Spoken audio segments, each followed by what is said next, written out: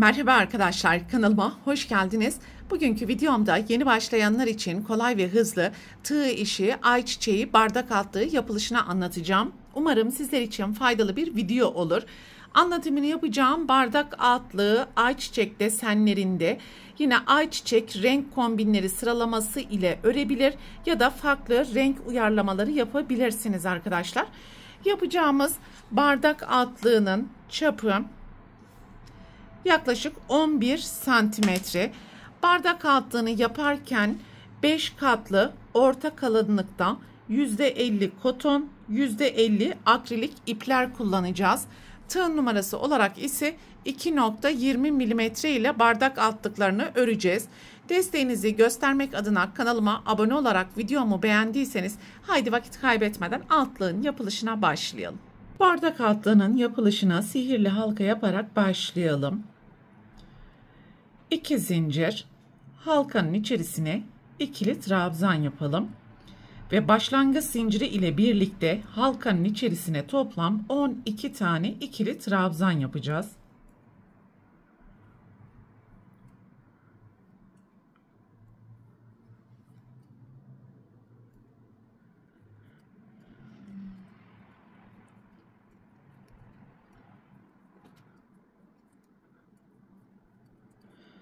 ...12 trabzanı yaptıktan sonra halkanın ipini sıkıştıralım ve ilk zincirin tepesinde görünen ilmeğin içerisine kayma dikişi yaparak sırayı tamamlayalım. 2 zincir, aynı boşluğun içerisine ikili trabzan, sonraki ilmeğin tepesine 2 ikili trabzan, sonraki ilmeğin tepesine 2 ikili trabzan yapalım. Ve alt sırada yapmış olduğumuz 12 trabzanın her birinin tepesine çift ikili trabzan yaparak toplam 24 tane ikili trabzan elde edelim.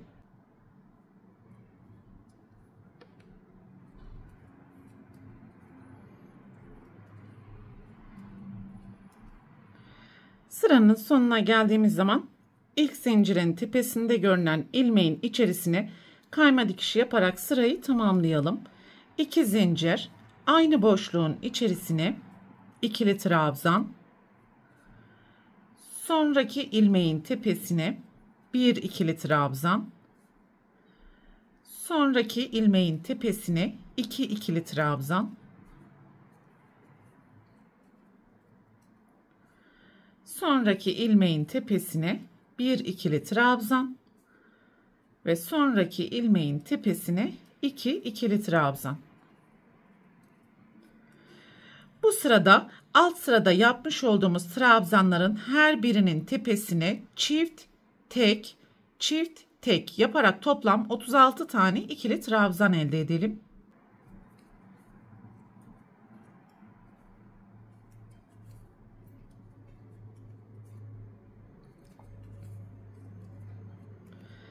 Sıranın sonuna geldiğimiz zaman ilk ilmeğin tepesine kayma dikiş yaparak sırayı tamamlayalım. 2 zincir, aynı boşluğun içerisine ikili trabzan, yan yana 2 ikili trabzan,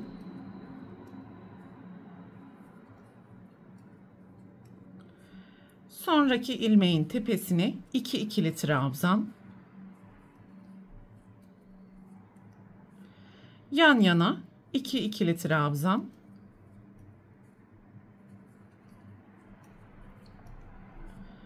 sonraki ilmeğin tepesine 2 ikili trabzan.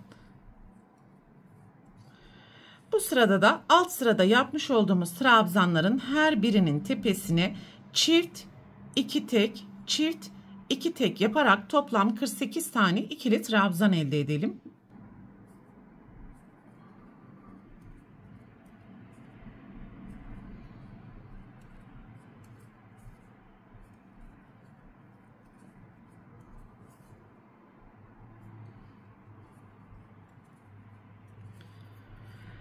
Sıranın sonuna geldiğimiz zaman ilk ilmeğin tepesine kayma dikişi yapalım ve bir zincir yaptıktan sonra ipi keserek ikinci doğal ayçiçeği renklerinden uygun olan bir renk ile devam edebilirsiniz arkadaşlar.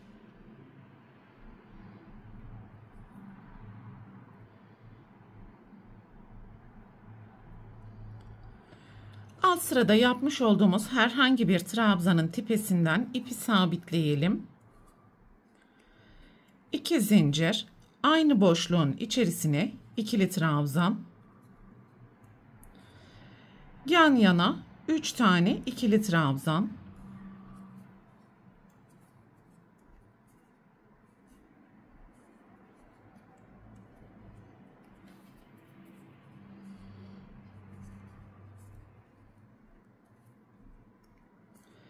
sonraki ilmeğin tepesine 2 ikili trabzan,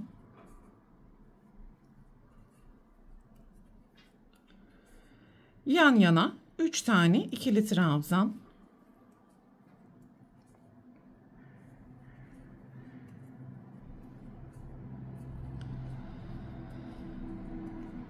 sonraki ilmeğin tepesine 2 ikili trabzan.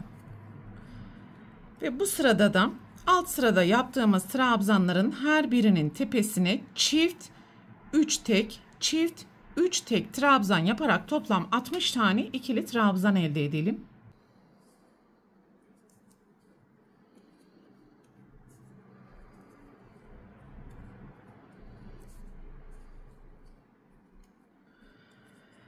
Sıranın sonuna geldiğimiz zaman ilk yapmış olduğumuz zincirin tepesine kayma dikişi yapalım. Bir zincir yaptıktan sonra ipi burada keserek sonraki renk ile devam edelim. Kamera arkasında turuncunun bir ton açığına geçiş yaptım arkadaşlar. Şimdi sarı renk ile devam edeceğiz ve alt sırada yapmış olduğumuz herhangi bir trabzanın tepesinden ipi sabitleyelim ve 5 zincir yapalım.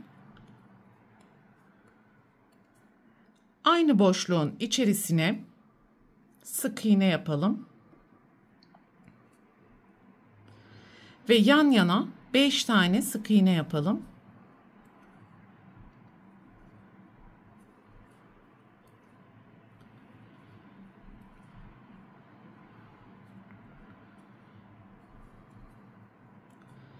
Beş zincir.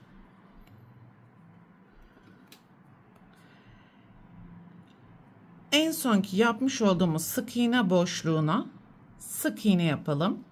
Yan yana 5 tane sık iğne.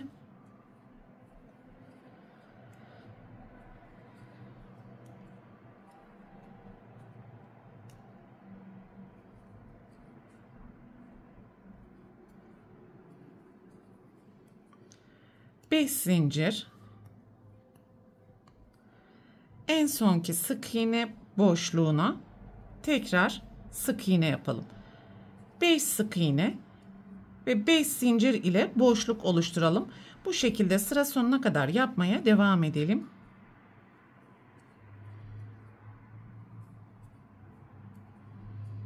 Sıranın sonuna geldiğimiz zaman 1, 2, 3, 4 tane ilmek kaldı arkadaşlar. Normalde 2 küçük boşluk arasında 5 sık iğne yapmıştık. 1, 2, 3, 4. İlk ipi sabitlemiş olduğumuz noktada 5. sık iğne olmuş olacak.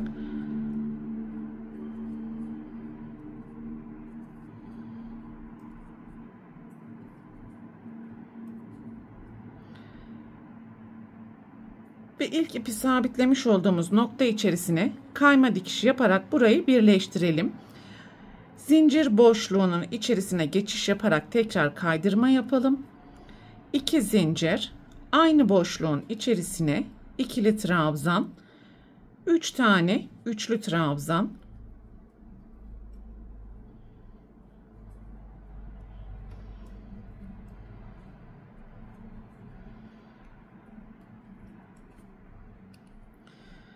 üç zincir. Yapmış olduğumuz en sonki trabzanın önünde görünen ilmeğin içerisine kayma dikişi yapalım ve tekrar aynı boşluğun içerisine 3 üçlü trabzan, 2 ikili trabzan yapalım.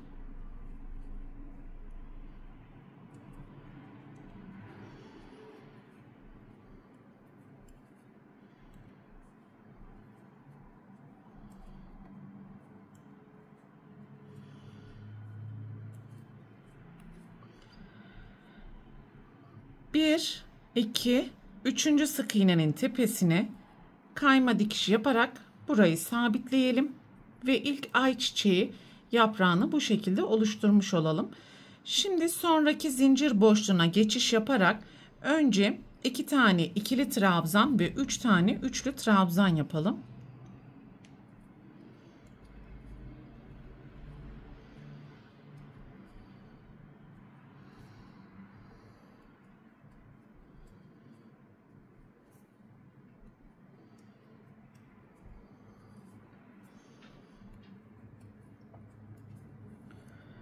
Üç zincir, üçlü trabzanın önünde görünen 2 ilmeğin içerisine kayma dikişi yapalım. Aynı boşluğun içerisine 3 üçlü trabzan ve 2 ikili trabzan yapalım.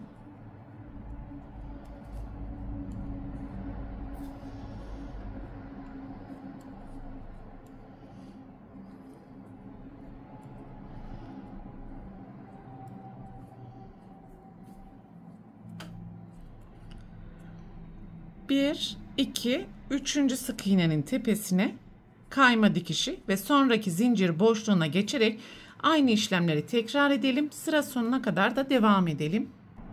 Sıranın sonuna geldiğimiz zaman son deseni oluşturduktan sonra da üçüncü sık iğnenin tepesine kayma dikişi yapalım ve ilk yapmış olduğumuz boşluğun içerisine tekrar kayma dikişi yaptıktan sonra da bir zincir yaparak ipi keselim.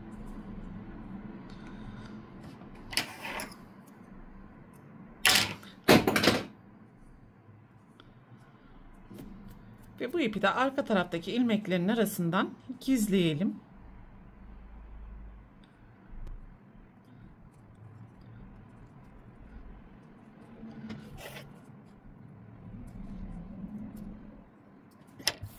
Evet, ayçiçeği bardak altlığının tüm yapılış aşamalarını böylelikle tamamlamış olduk. En son ütünün buharı ile düzeltme işlemlerini yapabilirsiniz arkadaşlar.